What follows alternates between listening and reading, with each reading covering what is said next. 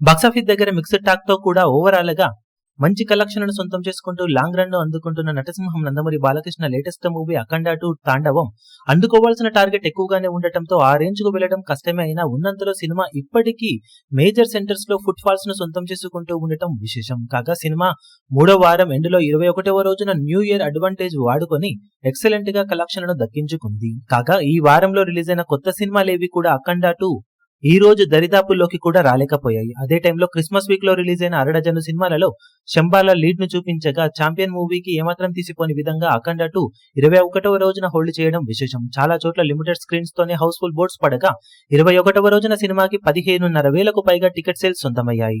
ఇది excellent growth అని చెప్పవచ్చు.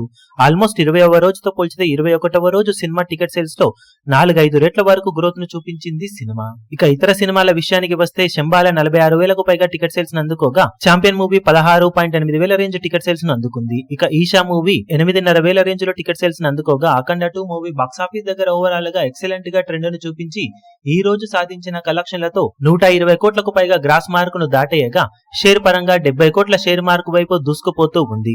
ఇక ఈ వీకెండ్ లో లిమిటెడ్ కలెక్షన్లతో మరోసారి సినిమా జోరు చూపించే అవకాశం ఎంతైనా ఉందని చెప్పవచ్చు. మరి సినిమా మిగిలిన రన్ లో ఎలాంటి కలెక్షన్ ఇంకా సొంతం చేసుకోగలుగుతుందో చూడాలి.